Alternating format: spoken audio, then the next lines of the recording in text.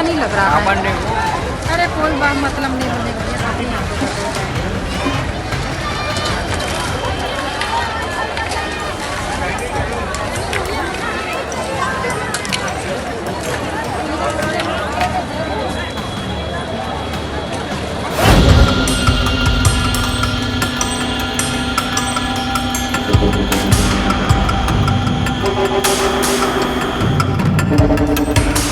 हमारे गांव की खुशियाँ खुशियाँ, हमारी मिट्टी की मुस्कान मुस्कान और हमारे भविष्य की उम्मीदें धूमिल हो गई।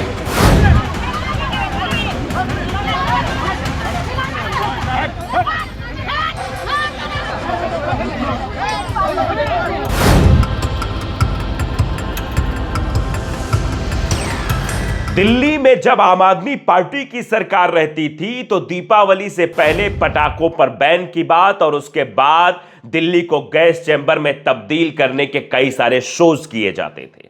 लेकिन अब चूंकि गोदी मीडिया पूरी तरीके से गोद में जब बैठी है तो उसके कई कारनामे अब सामने आ रहे हैं, क्योंकि अब सरकार बदल चुकी है। अब दिल्ली में बीजेपी की सरकार है। रूबिका लियाकत का वो बयान जिसमें दिल जलाने की बात और साथ ही साथ पटाखे फोड़ने की बात कही जा रही, यानी पटाखे को प्रमोट किया जा रहा है, क्या अब वो ये कह पाएंगी कि दिल्ली भी गैस चैंबर में तब्दील हो गया? आज इसी पर चर्चा करेंगे और लोग कैसे रूबिका लियाकत को घेर रहे हैं और रूबिका लियाकत से सवाल पूछ रहे हैं कि इस तरीके का शब्द लिखने का आपको अधिकार किसने दिया, और कम से कम गोदी मीडिया से हटकर जनता के हित की भी बात कर लिया करिए। साथ ही साथ हम बताएंगे कि आरएसएस को बैन कर दिया गया है, कहां कहां बैन किया गया और क्या क्या देश में आरएसएस को लेकर मांग उठ रही है, इस पर भी बातचीत करेंगे। साथ ही साथ हम आपको बताएंगे किस तरीके से अयोध्या में दीपोत्सव के जरिए बहुत भव्य दीपक जलाए गए, लेकिन अंतोगता कुछ तस्वीरों को हटाने की कोशिश की गई थी ताकि वो तस्वीरें फिर से वायरल ना हो कि कोई दिए से तेल निकाल रहा है, इसलिए सफाई भी की गई, लेकिन तस्वीरें भी सामने आएगी। वो तस्वीरें भी हम आपको दिखाएंगे। नमस्कार, आपके साथ मैं हूं आदित्य कुमार और आप देख रहे हैं the live TV. The live TV, सच सबसे आगे। सबसे पहले जरा बात रूबिका लियाकत के उस एक्स पर किए गए पोस्ट की कर लेते हैं और पहले वाले पोस्ट की भी चर्चा कर लेते हैं। दरअसल रूबिका लियाकत ही गैस चैंबर में तब्दील होने की बात दिल्ली को कहती थी और पटाखों पर इसका ठीकरा फोड़ा जाता था, क्योंकि तब विपक्ष यानी कह लीजिए कि आम आदमी पार्टी की सरकार थी। अब नहीं बोला जा रहा है, अब शांति बनाकर रखी गई है। अब शायद गैस चैंबर की बात भी नहीं की जाएगी और पटाखों को प्रमोट भी नहीं किया जाएगा। आप देख सकते हैं जिस तरीके से रूबिका लियाकत लिख रही है उस पर लोगों का रिएक्शन भी आ रहा है और दिल्ली की AQI यानी एयर क्वालिटी इंडेक्स खराब हो जाएगा तब भी चर्चा नहीं की जाएगी, तब भी बात नहीं की जाएगी। तो देख लीजिए, लोग लिख रहे हैं। विद प्रियंका गांधी नाम का एक यूजर है, वो लिखते हैं, हेलो रूबिका लियाकत, सत्ता की दलाली में कितना बदल गई हो, अब पॉल्यूशन नहीं लगता तुमको? अब पॉल्यूशन नहीं लगता। देखिए, पहले इन्होंने लिखा था 1 नवंबर 2019 को जो ये प्रोग्राम बनाया गया उसमें लिखा था दिल्ली NCR में कोई एक मिल जाए जो ये कह दे आबो हवा ऑल इज वेल, यानी सरकार को घेरने का पूरा मौका कि दिल्ली में एयर क्वालिटी इंडेक्स खराब है। लेकिन अब नहीं बोल रही। अब इनका ट्वीट क्या आया था, 20 अक्टूबर 2025 3:10 पर PM लिखा है। इन्होंने क्या लिखा है कि हम दिए जलाएंगे लेकिन पटाखे फोड़कर बहुतेरों के दिल भी जलाएंगे। समाचार समाप्त हुए। Thank you for your attention to this matter.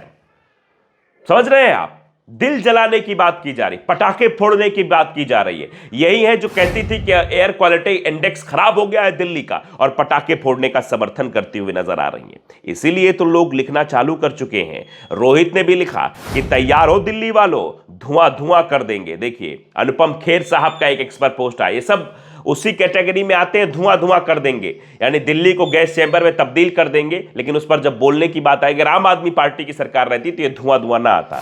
लिखा है, आंखों में जलन, सीने में तूफान क्यों है, हर शहर में शख्स परेशान सा क्यों है। और फिर उसके बाद पॉल्यूशन की बात की थी रेखा गुप्ता ने, उस पर जवाब दिया था। पुराना पोस्ट है, 2017 में अनुपम खेर के द्वारा लिखा गया था। उस पर रेखा गुप्ता जवाब देती है पॉल्यूशन, मतलब तब पॉल्यूशन की बात करती है। अब नहीं कहेंगी ये, अब नहीं बोलेंगी पॉल्यूशन बढ़ रहा है कि नहीं बढ़ रहा है, जब कहा जा रहा है कि आंखों में जलन, सीने में तूफान क्यों है, इस शहर में शख्स परेशान क्यों है। तब रेखा गुप्ता पॉल्यूशन लिखती, क्या अब भी ये लोग लिखेंगे, क्या अब भी बोलेंगे? अरुण अरोड़ा लिखते हैं, तैयार हो दिल्ली वालों, पटाखे फोड़ने की तस्वीरें साझा की जा रही हैं। ये असली हकीकत इन लोगों की। सुशांत सिन्हा देखिए क्या लिख रहे हैं, दिल्ली में ऑलरेडी AQI 300 के करीब है, कल दीपावली पर इकोसिस्टम छाती पीटने आएगा तो लोड नहीं लेने का, पटाखे फोड़ने का है, हैप्पी दिवाली सबको। समझ रहे हैं आप? ये पहले से ही ये महिमा मंडन करने लगे कि AQI देखो लगभग 300 के करीब है, अब पटाखे और फोड़ना नहीं, ये लोग कहेंगे ऐसा ऐसा। तो आप कितना AQI पहुंचाना चाह रहे हैं दिल्ली का? एयर क्वालिटी इंडेक्स कितने खराब स्तर पर ले जाना चाह रहे हैं?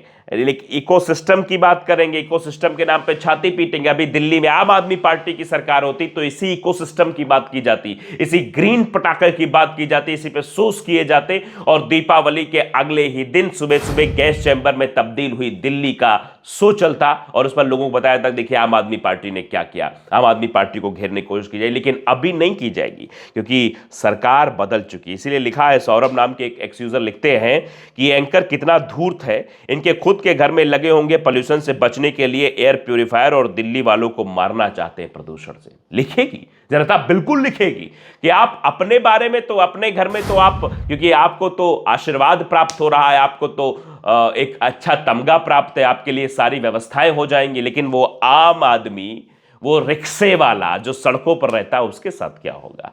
वो एयर क्वालिटी इंडेक्स के उस धुएं को अपने अंदर लेगा तो उसके फेफड़े खराब होंगे कि नहीं खराब होंगे, इसका अंदाजा भी जरा आप लगा लीजिए। लेकिन ये लोग उस अंदाजे से बहुत अपने आप को अलग रखते हैं, क्योंकि ये लोग तो बस बड़ाई करने में इतना माहिर हो जाते कि पूछिए मत। रूबिका लियाकत ने जब ये लिखा तो लोगों ने इनको टारगेट किया। दीपक सिंह ने भी लिखा, देखिए इस पर, कि दिवाली जैसे पवित्र त्योहार को बदनाम करने वालों को नाम से पहचाने। तुम कौन होती हो रूबिका लियाकत, हमारे त्योहार पर ज्ञान देने वाली? हमारा त्योहार प्रकाश का त्योहार है, हम वैसे ही मनाएंगे, हम प्रकाश फैलाएंगे, हम पटाखे फोड़कर ध्वनि प्रदूषण ना करके प्रकाश फैलाने की कोशिश करेंगे। लेकिन तुम हो कि बहुतेरों के दिल जलाएंगे, समाचार समाप्त हुए। यानी आप देखिए कि एंकरों को किस काम पर लगा दिया गया है, गोदी मीडिया को किस काम पर लगा दिया गया है कि वो महिमा मंडन करना शुरू कर दें और महिमा मंडन के बाद इस तरीके की तस्वीरें निकलकर सामने आए। खैर, ये तो इनका काम है, लेकिन आरएसएस की जो हमने चर्चा की और आरएसएस के बारे में जो बात हो रही है, वो कर्नाटक में फिलहाल आरएसएस को बैन कर दिया गया और ऐसी मांग पूरे देश में उठ रही है।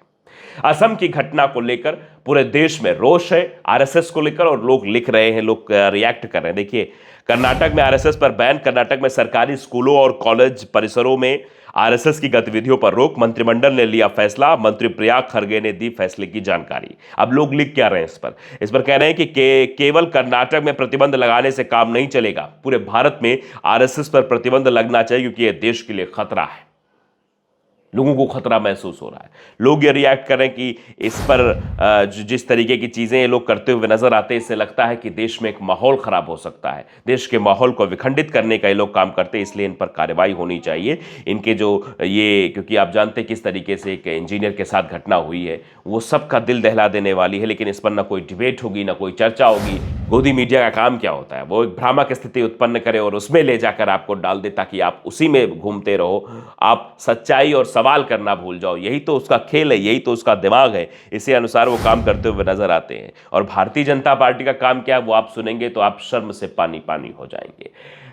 भारतीय जनता पार्टी मरीजों को भी नहीं छोड़ रही है। अपना कुनबा बढ़ाने के लिए 250 मरीजों को बेड पर से उठाकर उनके मोबाइल से उनका ओटीपी मांगा जा रहा है कि आप ओटीपी बताइए, क्योंकि आपको भारतीय जनता पार्टी का सदस्य बना दिया गया है। ये देखिए, गुजरात की खबर है, आग के ऑपरेशन के लिए भर्ती थे 250 लोगों को रात में जगाकर भाजपा सदस्य बना दिया गया। मरीज की जुबानी रात 11 बजे आए, नंबर मांगे। रात 11 बजे भारतीय जनता पार्टी के लोग पहुंचते मरीज, क्योंकि एक साथ 250 लोग मिल जाएंगे और वो बिस्तर पर पड़े हुए हैं।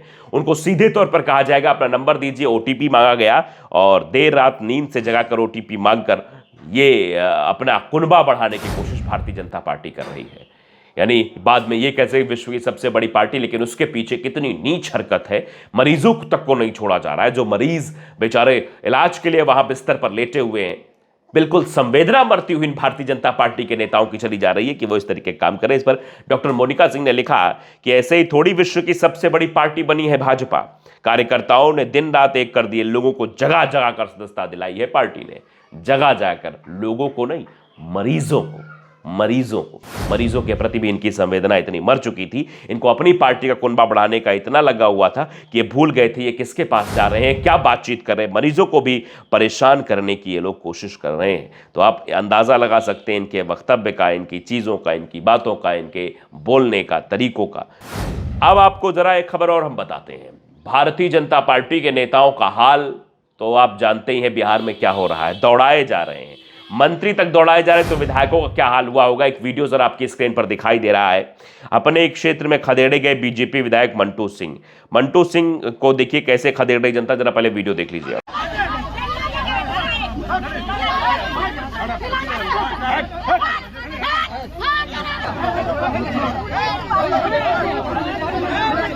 देख रहे हैं इतनी भयंकर बेइज्जती।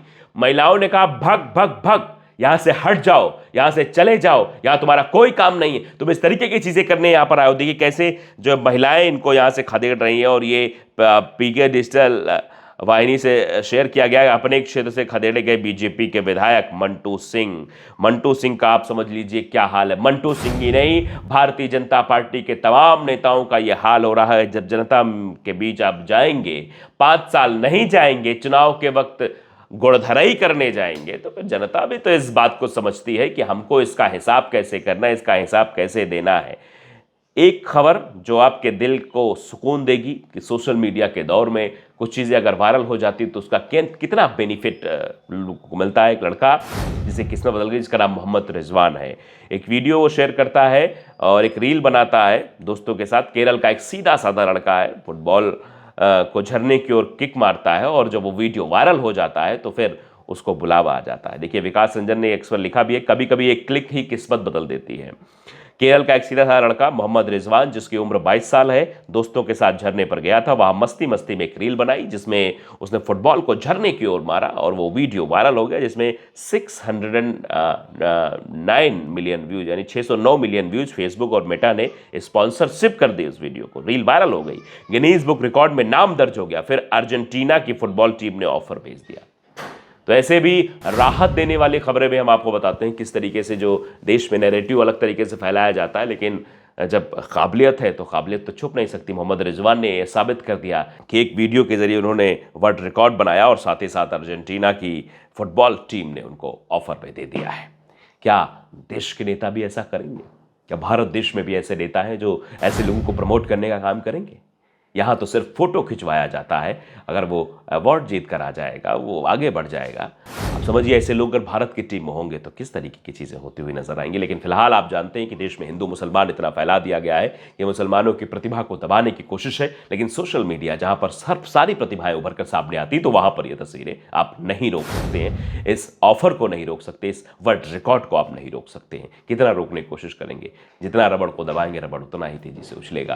तो फिलहाल ये चीज़ें आपके सामने है, अंदाजा लगाइए और सोचिए कि किस तरीके से गैस चैम्बर में तब्दील होने की बात करने वाले एंकर आज सीधे तौर पर पटाखों को प्रमोट कर रहे थे और ये बताने की कोशिश कर रहे थे, समझाने की कोशिश कर रहे थे कि ये QAI लेबल तो पहले से ही खराब था, अब क्या खराब हो जाएगा। पटाखे जलाइए और छाती पीट इकोसिस्टम को लेकर छाती पीटने वाले लोगों से दूर रहिए। तो गोदी एंकर्स का आप हाल देख रहे हैं क्या है कि वो सरकार का महिमा मंडन करने के लिए कुछ भी करेंगे, वो सरकार की तरफदारी करने के लिए कुछ भी करेंगे।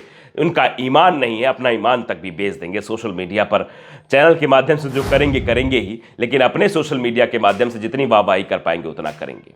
लेकिन तस्वीरें छुपाई नहीं जा सकती, सच्चाई छुप नहीं सकती बनावट के उसूलों से, खुशबू आ नहीं सकती कागज के फूलों से। आखिरकार जिस तस्वीर को मिटाने की कोशिश अयोध्या में की गई थी कि वो वीडियो ना आए, सफाई कर्मियों को लगा दिया गया कि वो जलते दिए को बुझाकर भी उसको प्रवाहित कर दे, बाहर फेंक दे ताकि यहां से कोई तेल निकालने ना आए, तो ऐसा हो नहीं पाया। जो तस्वीरें निकलकर सामने आई हैं वो गुरप्रीत गैरीवालिया ने भी शेयर किया और कहा है कि देश की मीडिया इन तस्वीरों को कभी नहीं दिखाएगा। आप देखिए जरा इन तस्वीरों को ध्यान से, कैसे इसमें लोग जो है घर से अपना डल्लू जिसको बोलते हैं वो लेकर आए, कैसे तेल भर रहे हैं ताकि उनके 2 वक्त का खाना बन सके, वो सब्जी बनाकर खा सके, क्योंकि 5 किलो अनाज से तो सब्जी नहीं बन सकती और केवल अनाज नहीं खाया, सब्जी के लिए तेल भी आवश्यक है। तो क्या इन लोगों के बारे में देश के बड़े बड़े लोगों ने, महामहिमों ने नहीं सोचा था, बड़ी कुर्सियों पर बैठे हुए लोगों ने नहीं सोचा। दीपोत्सव इतना बड़ा उत्सव हुआ, लेकिन इनके घर में उत्सव क्यों नहीं है? क्यों इनको रात में आना पड़ रहा है इस तरीके से वहाँ पर करने के लिए? और फिर सरकार ये तस्वीर सामने न आए, इसको लेकर अपना पूरी मेहनत कर रही है। अब देखिए, अयोध्या वाले एक एक्स यूज़र वो लिखते हैं, चलो अयोध्या दीपोत्सव के तेल से गरीबों की भी दीपावली मन जाएगी, क्योंकि ये सरकार गरीबी नहीं, गरीबों को दूर करने आई है। बहुत बड़ी बात लिखी है कि गरीबों को दूर करने आई है, गरीबी नहीं। और देखिए कैसे छोटे छोटे बच्चे, मासूम बच्चे, वो इस उम्मीद में है कि आज यहाँ तेल मिल जाएगा और तेल मिलने के बाद हम घर पहुँच जाएंगे।